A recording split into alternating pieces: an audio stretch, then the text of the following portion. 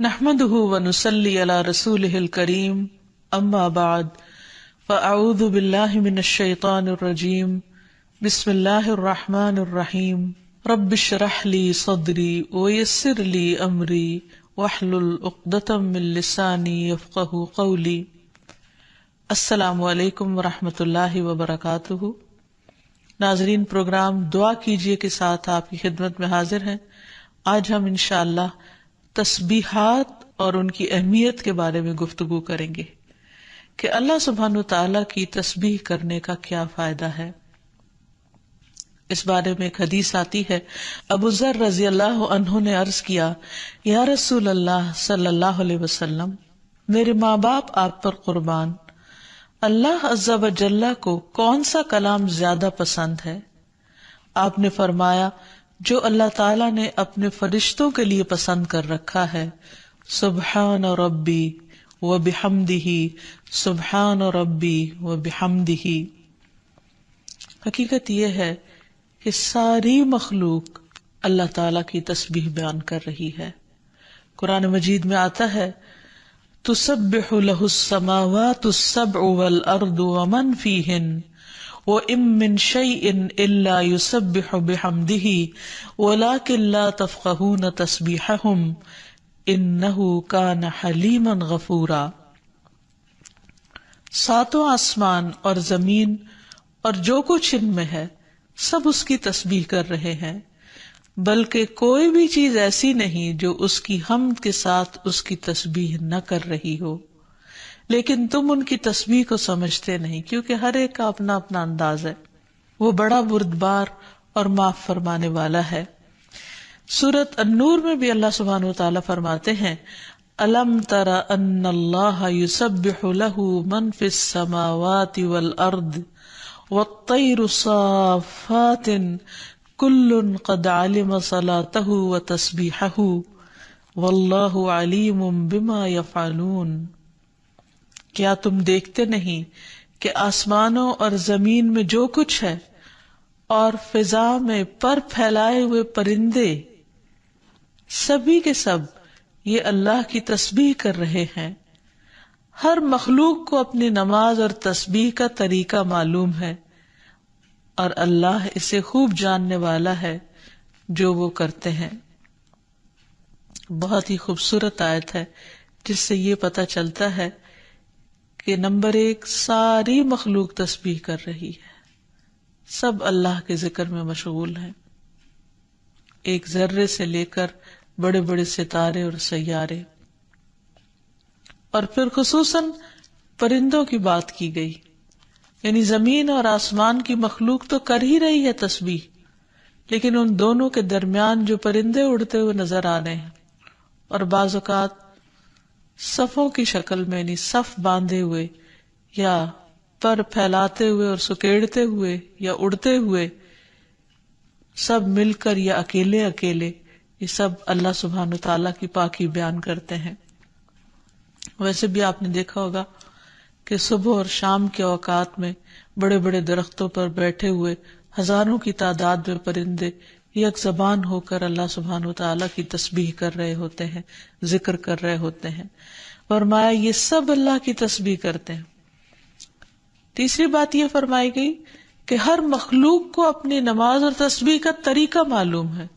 کس قدر دلچسپ اور خوبصورت بات ہے کہ پرندہ ہو یا چیونٹی ہو یا کوئی بڑے سے بڑا جانور ہو یا ستارہ اور سیارہ ہو، ہر ایک کو تسبیح بھی معلوم ہے، یعنی اللہ کا ذکر کیسے کرنا ہے، اور یہ بھی معلوم ہے کہ اس کا کام کیا ہے، وہ کیوں پیدا کیا گیا ہے، یعنی اس کو اپنے مقصد زندگی کا بھی معلوم ہے، اور پھر اللہ تعالیٰ کی عبادت اور اطاعت کے طریقے کیا ہیں، اس کے لیے کون سی راہیں مقرر کر دی گئی ہیں، یہ بھی اس کو خوب معلوم ہے. تو اس میں حیرت کی بات یہ ہے کہ اگر ساری مخلوق یہ جانتی ہے تو پھر انسان کا انجان بننا اس کے لیے کس قدر خطرناک ہے. اللہ تعالیٰ نے سب کچھ انسان کے لیے پیدا کیا، اور وہ ساری چیزیں انسان کی خدمت میں خوب لگی ہوئی ہیں، لیکن انسان کو جس کے لیے پیدا کیا گیا، انسان اس مقصد کو بھول گیا اور اپنے رب سے غافل ہو گیا. تو اس لیے اگر ہم تسبیح نہیں کریں گے تو ہم ساری کائنات سے الگ ہو جائیں گے. وہ سب تو اللہ کے وفادار، فرما بردار، تسبیح گزار، اور ہم اللہ سے غافل. یہ دل کیسے گوارا کر سکتا ہے؟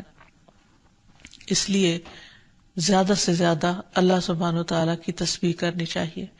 ایک حدیث سے یہ بھی پتہ چلتا ہے کہ چیونٹیاں بھی اللہ کی تسبیح کرتی ہیں. جب ایک موقع پر کسی نے چیونٹیوں کو جلا دیا تو اللہ سبحانہ و تعالیٰ نے ان سے یہی کہا کہ تم نے گروہوں میں سے ایک ایسے گروہ کو جلا دیا جو اللہ کی تسبیح بیان کرتا ہے، اور ویسے بھی آگ کا عذاب اللہ کے سوا کسی اور کو دینے کا حق نہیں.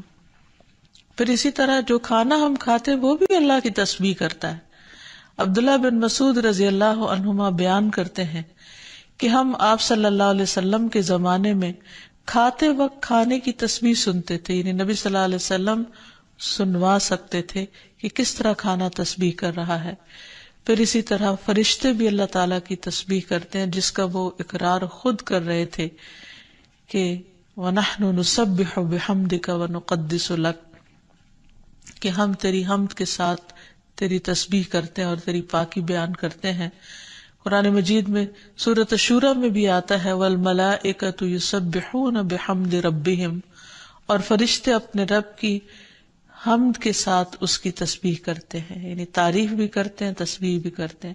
تسبیح کا مطلب ہوتا ہے اللہ تعالیٰ کو ہر عیب اور نقص سے پاک قرار دینا، اور حمد ہوتا ہے اللہ تعالیٰ کی تعریف بیان کرنا، یعنی اس کی خوبیوں پر اور اس کے کمالات پر اس کی تعریف کرنا. پھر اسی طرح وہ فرشتے جو عرش کو اٹھائے ہوئے ہیں وہ بھی اللہ تعالیٰ کی تسبیح کرتے رہتے ہیں. الذین یحملون العرش ومن حولہ یسبحون بحمد ربہم، جو فرشتے عرش اٹھائے ہوئے ہیں اور جو اس کے ارد گرد ہیں سب اپنے پروردگار کی حمد کے ساتھ اس کی تسبیح کرتے ہیں. ایک اور جگہ پر آتا ہے وَتَرَى الْمَلَائِكَةَ حَافِّينَ مِنْ حَوْلِ الْعَرْشِ يُسَبِّحُونَ بِحَمْدِ رَبِّهِمْ. نیز اس دن آپ دیکھیں گے، یعنی قیامت کے دن، کہ فرشتے عرش کے گرد حلقہ باندھے اپنے پروردگار کی تعریف کے ساتھ تسبیح کر رہے ہیں.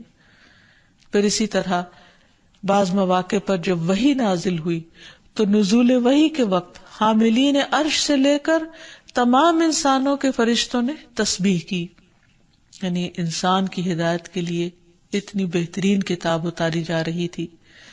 اور تسبیح فرشتوں کی خوراک بھی ہے، یعنی جیسے ہم انسان کھانا پینا کرتے ہیں اسی طرح فرشتوں کو کسی مادی چیز کے کھانے کی ضرورت نہیں ہوتی، وہ ان کی تسبیح جو ہے وہی خوراک ہے. اس بارے میں حضرت عائشہ کہتی ہیں کہ میں نے نبی صلی اللہ علیہ وسلم سے پوچھا کہ دجال کے زمانے میں ایمان والوں کا کھانا کیا ہوگا، یعنی اتنا فتنے کا دور ہوگا اور ہر شخص چھپ جائے گا اور چاہے گا کہ وہ اس فتنے سے بچ جائے، تو پھر وہ کیا کھائے گا؟ آپ نے فرمایا جو فرشتوں کا ہے، یعنی تسبیح، تکبیر، تحمید، تحلیل، یعنی اللہ تعالیٰ کی حمد و ثنا کرنا، اللہ کا ذکر کرنا. اور تسبیح کیوں نہ کی جائے؟ کیونکہ اللہ سبحانہ تعالیٰ نے قرآن مجید میں اپنے حبیب محمد صلی اللہ علیہ وسلم کو بارہا تسبیح بیان کرنے کا حکم دیا ہے. فرمایا فسبح باسم ربک العظیم، سو اپنے بہت عظمت والے رب کے نام کی تسبیح کیا کریں. پھر ہے سبح اسم ربک الاعلی، اپنے رب کے نام کی تسبیح کریں جو سب سے بلند ہے. پھر ہے فسبح بحمد ربک وکن من الساجدین، پس اپنے رب کی حمد کے ساتھ تسبیح کریں اور سجدہ کرنے والوں میں سے ہو جائیں. پھر نبی صلی اللہ علیہ وسلم کو ایک اور جگہ پر صبح و شام اللہ تعالیٰ کی تسبیح کرنے کا حکم دیا گیا. سورۃ طٰہٰ میں اللہ تعالیٰ فرماتے ہیں سو اس پر صبر کرو جو وہ کہتے ہیں، اور سورج طلوع ہونے سے پہلے اور اس کے غروب ہونے سے پہلے اپنے رب کی حمد کے ساتھ تسبیح کرو، اور رات کے کچھ اوقات میں بھی پس تسبیح کرو، اور دن کے کناروں میں بھی، تاکہ تم خوش ہو جاؤ. یعنی خوشی کا راز، اطمینان اور سکون کا راز اللہ تعالیٰ کی تسبیح کرنے میں ہے، جو ذکر کا ایک بہترین طریقہ ہے، اور یہ ایمان والوں کی علامت بھی ہے. کیونکہ قرآن مجید میں آتا ہے انما یؤمن بآیاتنا الذین اذا ذکروا بها خروا سجدا وسبحوا بحمد ربهم وهم لا يستكبرون، کہ ہماری آیات پر تو وہی لوگ ایمان رکھتے ہیں کہ جب انہیں ان کے ساتھ نصیحت کی جاتی ہے تو وہ سجدہ کرتے ہوئے گر پڑتے ہیں، یعنی جھک جاتے ہیں، اور اپنے رب کے حمد کے ساتھ اس کی تسبیح کرتے ہیں، اور وہ تکبر نہیں کرتے۔ یعنی یہ ہوتی ہے مومن کی شان کہ وہ اللہ کی تعریف میں کھویا ہوتا ہے، اللہ کی پاکیزگی بیان کرتا ہے، وہ اپنے رب کی قدر کو پہچانتا ہے اور اپنے کوتاہیوں کو اور اپنی غلطیوں کو، اسی لیے وہ اللہ تعالیٰ کی پاکی بیان کرتا ہے اور اپنے قصور کا اعتراف کرتا ہے، اور اس کی زبان اللہ کے ذکر سے تر رہتی ہے۔ پھر اسی طرح یہ ہے کہ تسبیح تمام مخلوق کے رزق کی کنجی بھی ہے۔ اللہ کے نبی نوح علیہ السلام کی وفات کا وقت جب قریب آیا تو انہوں نے اپنے بیٹے سے فرمایا کہ میں تمہیں ایک وصیت کر رہا ہوں، سبحان اللہ و بحمدہ کا ورد کرتے رہنا، یہ ہر چیز کی نماز ہے، اس کے ذریعے مخلوق کو رزق ملتا ہے، تو جو شخص یہ چاہتا ہو کہ اس کے رزق میں کشادگی ہو اسے بھی کثرت کے ساتھ تسبیح کرنی چاہیے۔ جیسے اللہ تعالیٰ قرآن مجید میں حکم بھی دیتے ہیں، یا ایھا الذین آمنوا اذکروا اللہ ذکرا کثیرا وسبحوہ بکرۃ واصیلا، اے ایمان والو اللہ کو بکثرت یاد کیا کرو اور صبح و شام اس کی تسبیح بیان کیا کرو۔ یعنی انسان کو خاص طور پر صبح اور شام کے اوقات میں تسبیح کرنی چاہیے، جس کی تفصیل احادیث میں ہمیں ملتی ہے۔ رسول اللہ صلی اللہ علیہ وسلم خود بھی کثرت کے ساتھ سبحان اللہ و بحمدہ استغفر اللہ و اتوب الیہ کثرت سے پڑھا کرتے تھے کہ پاک ہے اللہ اور اس کی تعریف کے ساتھ، اور میں اللہ تعالیٰ سے بخشش طلب کرتا ہوں اور میں اس کی طرف توبہ کرتا ہوں۔ پھر اسی طرح تسبیح اہل جنت کی پکار بھی ہوگی، دعواہم فیہا سبحانک اللہم، کہ ان کی پکار وہاں ہوگی کہ اے اللہ تو پاک ہے ہر عیب سے، ہر کمی کوتاہی سے، ہر نقص سے، یعنی تو بے عیب ہے، منزہ ہے۔ اور یہ اللہ سبحانہ وتعالی کو نہایت پسند ہے کہ اس کی کوئی مخلوق اس کی پاکی بیان کرے، کیونکہ وہ اس کا مستحق ہے، وہ ہے ہی پاک۔ پھر یہ ہے کہ اہل جنت بھی صبح و شام اللہ تعالیٰ کی تسبیح بیان کریں گے، اس لیے ضروری ہے کہ انسان یہ سلسلہ دنیا سے ہی شروع کر دے۔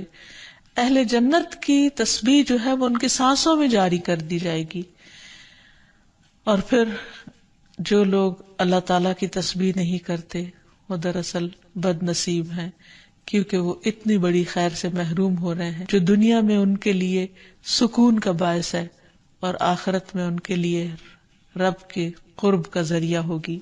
تسبیح کے لیے جو الفاظ استعمال ہوتے ہیں اس میں سبحان اللہ و بحمدہ، سبحان ربی الاعلی، سبحان ربی العظیم، یہ تمام کلمات جو ہیں یہ تسبیح کے ہیں۔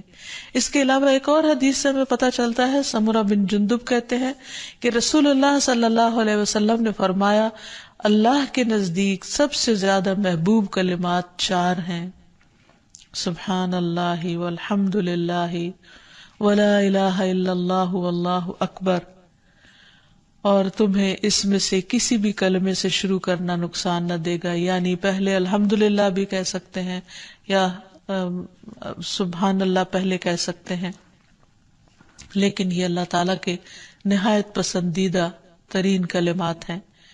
پھر اسی طرح آپ صلی اللہ علیہ وسلم نے یہ بھی فرمایا کہ بے شک تم لوگ اللہ کی عظمت کا جو ذکر کرتے ہو، یعنی تسبیح، تحلیل، تحمید، جو الفاظ بھی کہتے ہو، وہ عرش کے ارد گرد چکر لگاتے ہیں، ان کی ایسی بنبناہٹ ہوتی ہے جیسے شہد کی مکھیوں کی بنبناہٹ، وہ اپنے کہنے والے کا ذکر اللہ کے ہاں کرتے ہیں، کیا تم نہیں چاہتے کہ اللہ کے ہاں تمہارا ذکر ہوتا رہے؟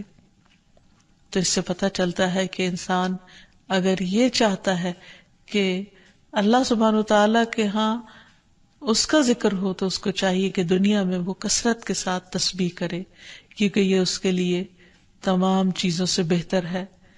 تسبیحات کا پڑھنا تمام چیزوں سے بہتر ہے۔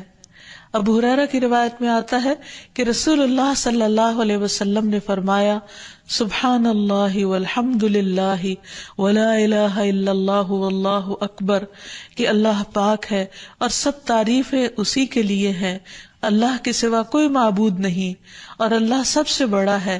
یہ کہنا میرے نزدیک ہر اس چیز سے محبوب ہے جس پر سورج طلوع ہو، یعنی بڑے بڑے سونے چاندی کے ڈھیر سے بھی زیادہ پسندیدہ تھا نبی صلی اللہ علیہ وسلم کے نزدیک ان کلمات کا ذکر کرنا، ورد کرتے رہنا۔ پھر اسی طرح یہ کلمات جو زبان پر بہت ہلکے ہیں اور میزان میں بہت بھاری ہیں اور الرحمن کو بہت ہی پیارے ہیں، وہ ہے سبحان اللہ وبحمدہ، سبحان اللہ العظیم۔ پھر ایک بار تسبیح پڑھنے سے زمین و آسمان بھر جاتا ہے۔ رسول اللہ صلی اللہ علیہ وسلم نے فرمایا، طہارت نصف ایمان کے برابر ہے، اور الحمدللہ کہنا میزان کو بھر دیتا ہے۔ سبحان اللہ اور الحمدللہ کہنے سے زمین و آسمان کے درمیانی فضا بھر جاتی، یعنی کتنا فاصلہ ہے زمین و آسمان کے بیچ کا، لیکن انسان کیا اس کے لیے بھی اس کو کچھ مشکل ہے کہ اللہ سبحانہ وتعالیٰ کی محبت کے ساتھ پاکی بیان کرے اور تسبیح کرے، جس کا ریوارڈ اتنا بڑا ہے اس کے لیے۔ آج دنیا میں انسان کو وہ نظر نہیں آتا، لیکن کل قیامت کو انسان ایک ایک نیکی کا محتاج ہوگا، تو وہاں اس کو اس کی قدر آئے گی۔ اس لیے بہتر ہے کہ آج اپنے لیے انسان ذخیرہ اور سرمایہ اکٹھا کر لے۔ پھر اسی طرح انسان جب تسبیح کرتا ہے تو اس کے گناہ بھی مٹتے ہیں، یعنی ایک طرف اس کی نیکیوں میں اضافہ ہوتا ہے اور دوسری طرف اس کے گناہوں کو جھاڑنے کا ذریعہ بنتا ہے۔ انس رضی اللہ عنہ کہتے ہیں کہ رسول اللہ صلی اللہ علیہ وسلم ایک ایسے درخت کے پاس سے گزرے جس کے پتے سوکھ چکے تھے، آپ نے اس پر لاٹھی ماری تو اس کے پتے جھڑنے لگے، پھر آپ نے فرمایا، الحمدللہ وسبحان اللہ ولا الہ الا اللہ واللہ اکبر سے اسی طرح گناہ جھڑتے ہیں جس طرح اس درخت کے پتے جھڑے ہیں۔ پھر اسی طرح یہ 100 اونٹوں سے افضل عمل ہے۔ نبی صلی اللہ علیہ وسلم نے فرمایا، جس نے سورج طلوع ہونے اور اس کے غروب ہونے سے قبل 100 بار سبحان اللہ کہا تو یہ اس کے لیے 100 اونٹوں سے بہتر ہے، یعنی اتنی بڑی کمائی اور نیکیوں کا اتنا بڑا ذخیرہ ہے۔ پھر اسی طرح تسبیح کے کچھ اور کلمات ہیں کہ جن سے آسمان کے دروازے کھل جاتے ہیں۔ ابن عمر کہتے ہیں کہ ہم رسول اللہ صلی اللہ علیہ وسلم کے ساتھ نماز پڑھ رہے تھے کہ جماعت میں سے ایک آدمی نے کہا، اللہ اکبر کبیرہ والحمد للہ کثیرہ وسبحان اللہ بکرۃ واصیلا، تو رسول اللہ صلی اللہ علیہ وسلم نے فرمایا، اس طرح کے کلمات کہنے والا کون ہے؟ جماعت میں سے ایک آدمی نے عرض کیا، اے اللہ کے رسول، میں ہوں۔ آپ نے فرمایا کہ مجھے تعجب ہوا کہ اس کے لیے آسمان کے دروازے کھولے گئے۔ ابن عمر فرماتے ہیں کہ میں نے ان کلمات کو پھر کبھی نہیں چھوڑا جب سے اس کے بارے میں نے رسول اللہ صلی اللہ علیہ وسلم کو یہ فرماتے ہوئے سنا، کیا کہ اس شخص کے لیے آسمان کے دروازے کھول دیے گئے، یعنی ان کلمات کے پڑھنے کی وجہ سے۔ پھر تسبیحات کا پڑھنا جنت میں درخت لگانے کا سبب بنتا ہے۔ پھر اسی طرح انسان کے تمام جوڑوں کا صدقہ ہر روز اس پر واجب ہو جاتا ہے، اور یہ تسبیحات اس کے لیے ہر جوڑ سے صدقے کا باعث بنتی ہیں۔ پھر یہ ہے کہ تسبیحات عمر میں اضافے کا ذریعہ بھی بنتی ہیں۔ نبی صلی اللہ علیہ وسلم نے فرمایا، اللہ کے نزدیک اس مومن سے افضل کوئی نہیں جسے حالت اسلام میں لمبی عمر دی گئی ہو، اس کی تسبیح و تکبیر اور تحلیل کی وجہ سے۔ پھر اسی طرح انسان کے لیے یہ تسبیحات محرومی سے بچاؤ کا ذریعہ بھی ہیں۔ رسول اللہ صلی اللہ علیہ وسلم نے فرمایا، کچھ دعائیں ایسی ہیں جن کو 100 مرتبہ پڑھنے والا کبھی محروم نہیں ہوتا۔ سبحان اللہ والحمد للہ ولا الہ الا اللہ واللہ اکبر، یعنی جب انسان کو کوئی حاجت ہو، کوئی ضرورت ہو، کوئی مشکل ہو، کوئی پریشانی ہو، تو اللہ سبحانہ وتعالیٰ کا ان الفاظ کے ساتھ ذکر کرنا شروع کر دے، تسبیح کرنا شروع کر دے، کیونکہ یہ باقی رہنے والی نیکیاں ہیں اور دنیا میں بھی انسان کو فائدہ دیتی ہیں اور آخرت میں بھی انسان کے لیے آگ سے بچاؤ کا ذریعہ ہے۔ حدیث میں آتا ہے رسول اللہ صلی اللہ علیہ وسلم نے فرمایا اپنا بچاؤ حاصل کر لو۔ صحابہ نے عرض کیا اللہ کے رسول کیا دشمن آ گیا؟ آپ نے فرمایا نہیں، لیکن جہنم سے تمہارا بچاؤ سبحان اللہ والحمد للہ ولا الہ الا اللہ واللہ اکبر سے ہے، اور یہی کلمات باقیات صالحات ہیں۔ پھر اسی طرح دل کی گھٹن اور سینے کی تنگی کا علاج بھی تسبیح میں ہے۔ پریشانی، ڈر اور خوف کو دور کرنے کا ذریعہ بھی تسبیحات ہیں۔ تو ہر موقع کی مناسبت سے انسان کو تسبیح کرتے رہنا چاہیے۔ جب نعمت کی تکمیل ہو، جیسے نبی صلی اللہ علیہ وسلم نے جب اپنا مشن مکمل کر لیا اور اللہ سبحانہ و تعالی نے ان کی گواہی دے دی کہ ان کا کام پورا ہو چکا ہے، تو اس وقت یہ سورت نازل ہوئی اذا جاء نصر اللہ والفتح ورأیت الناس يدخلون فی دین اللہ افواجا فسبح بحمد ربک واستغفر انہ کان توابا۔ جب اللہ کی مدد اور فتح آ جائے اور تو لوگوں کو دیکھے کہ وہ اللہ کے دین میں فوج در فوج داخل ہو رہے ہیں، تو اپنے رب کی حمد کے ساتھ تسبیح کرو اور اس سے بخشش مانگو، بے شک یقیناً وہ بڑا توبہ قبول کرنے والا ہے۔ پھر اسی طرح یہ ہے کہ انسان کو صبح و شام سبحان اللہ و بحمدہ کی تسبیح کرنی چاہیے۔ جو ایسا کرے اس کے تمام گناہ معاف کر دیے جاتے ہیں، خاص سمندر کی جھاگ برابر ہی کیوں نہ ہو۔ پھر خصوصاً فجر کے بعد انسان 3 بار یہ کلمات پڑھے، سبحان اللہ و بحمدہ عدد خلقہ ورضا نفسہ وزنۃ عرشہ ومداد کلماتہ۔ اللہ کی تعریف اور اسی کی پاکی ہے، اس کی مخلوق کی تعداد کے برابر، اس کی رضا اور اس کے عرش کے وزن اور اس کے کلمات کی سیاہی کے برابر، یعنی اللہ سبحانہ وتعالیٰ کی تعریف ہر چیز سے زیادہ۔ پھر اسی طرح یہ ہے کہ فجر کے بعد اور عصر کے بعد خصوصی طور پر تسبیح کا وقت ہوتا ہے اور ساری مخلوق اس وقت تسبیح میں مشغول ہوتی ہے۔ پھر رکوع اور سجدوں میں اللہ تعالیٰ کی تسبیح بیان کرنی چاہیے۔ نماز کے بعد تسبیحات فاطمہ پڑھنی چاہیے۔ سوتے وقت وہ تسبیحات پڑھنی چاہیے جو نبی صلی اللہ علیہ وسلم نے حضرت فاطمہ کو سکھائی تھی۔ پھر اسی طرح نبی صلی اللہ علیہ وسلم رات کو جب تک نیند نہیں آتی تھی مسلسل تسبیح کرتے رہتے تھے۔ پھر اسی طرح قرآن مجید پڑھتے ہوئے جو آیات آپ کو خوش کرتی ان پر آپ اللہ سبحانہ وتعالیٰ کی تسبیح بیان کرتے۔ پھر اسی طرح بجلی کڑکنے پر یسبح الرعد بحمدہ والملائکۃ من خیفتہ کا پڑھنا۔ پھر بلندی سے اترتے وقت سبحان اللہ کی تسبیح کرنا۔ پھر جب کوئی چیز انسان کو فیسینیٹ کرے، تعجب ہو، کوئی چیز حیران کرے یا اچھی معلوم ہو، اس وقت سبحان اللہ کہنا۔ یہ تمام چیزیں سنت سے ثابت ہیں۔ اللہ تعالیٰ سے دعا ہے کہ وہ ہمیں ان لوگوں میں شامل کر لے جو اس کی تسبیح کرنے سے محبت رکھتے ہیں۔ وآخر دعوانا ان الحمد للہ رب العالمین۔ السلام علیکم ورحمۃ اللہ وبرکاتہ۔